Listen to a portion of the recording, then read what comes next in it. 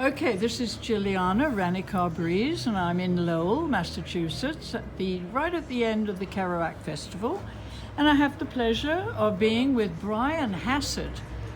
I got that right? Yes. Brian Hassett, who is originally from Canada. Yes. Yeah, and he did the most fantastic performance this afternoon.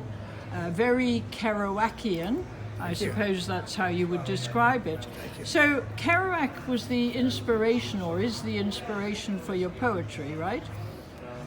One of, yes. Yeah? Sure. So, but do you write in his style, don't you? Well, one of the things I took from Jack was writing fast. And I think that's really important. When you read a book, you read it page after page. If you write that book over months, you might not, the writer won't remember what he wrote a month or two ago. So I think... You've written, you've read all his books, have you? Well, yes. But part of you're saying what I took from him was the writing fast. I wrote this book, The Temp Survival Guide, in 6 days. The Hitchhiker's Guide to Jack Kerouac in 11 days. Wow. How the Beats Begat the Pranksters went from concept to a book in 2 weeks. So I really believe in and Jack did this, was the writing fast.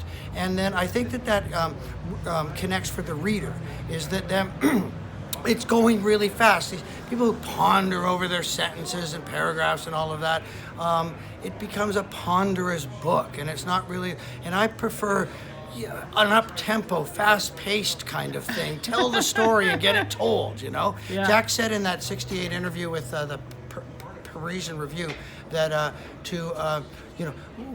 write as though you're sitting in a bar telling somebody a great story. Yeah, and that's good, what yes. I kind of feel like. Just tell the story, poetically, beautifully, imagistically, but also quickly. Yeah. So it moves along. Yeah. Oh, that's very interesting, because I write as I speak, and I speak Yes, as I write. exactly. That's the goal. And you're a storyteller, obviously. Right. Yeah. So how many books have you written? Well, I've had 4 out in the last 4 or 5 years, and then before that. But hold on, did you have a publisher, or did you self-publish? There's lots of different things. So first there was the Temp Survival Guide in the 90s, which was about how to make a living without having a real job, and that was Citadel Press. And then I think the next thing was the Rolling Stone Book of the Beats on Hyperion, and that was a big deal. And then publishing has really changed, and so I got accepted with the Hitchhiker's Guide to Jack Kerouac, but I wanted to have complete control over the text, how it looked in the book, all of that kind of stuff. Cover design. Yeah, and you can do that now so easily self-publishing. And so I would rather have complete control over what I do rather than have to put other people in between me and the reader. Yeah.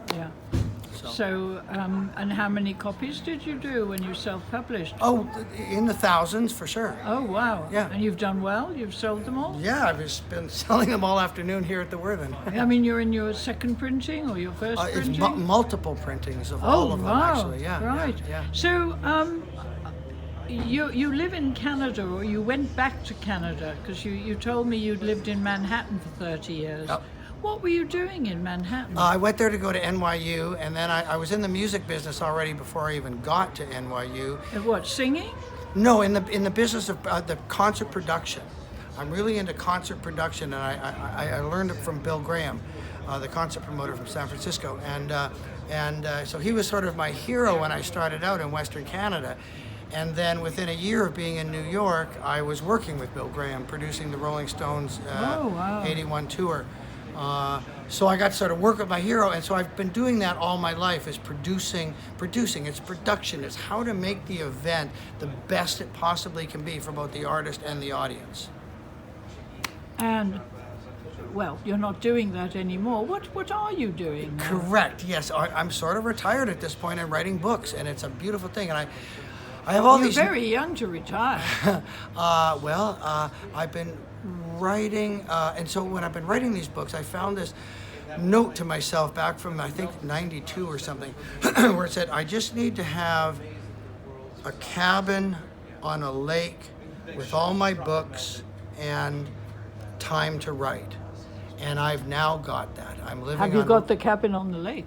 It's not a cabin, it's a townhouse. Ah. So it's an actual house, and all my books are in it, and and I live very frugally. Writers don't make a lot of money, and but I can write and I can work, and that's Your passion. You're following your dream. And fulfilling it, you know, working all the time. When people... And do you go to festivals like this, or are there no other festivals Oh like no, this? the festival culture is a huge part of life now that was really birthed by Woodstock 50 years ago this year.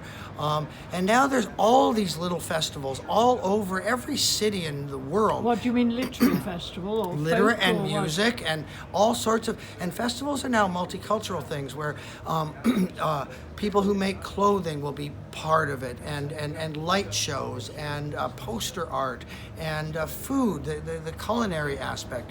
And so there's this whole culture, festival culture. Do you organize anything back in Canada yourself? It's been a while since I've done any real organizing, so I don't Are take... you going to plan to? It's a lot of work, and I'll tell you, I used to do that a lot, produce acid tests and concerts and all sorts of stuff, but that becomes your life, and that's what you're doing. And you don't want to do and nowadays, I'm writing books, and so Yeah. I did that. I spent many, many years in the concert production business and all that, and producing my own events and working with the best in the business, and now I want to get the books down, because any one of us could drop at any moment. I could have a heart attack. It's your legacy. I could have a heart attack before this interview is over. Oh, don't say that. But I'm just saying, so that's why I'm like hell-bent and passionate and getting the books done now, because we could be dead at any moment. You're so right. get them in print Absolutely. while you still can. Get on the road. Yeah, and get it down. Thank you very much. Lovely Okay. meeting you.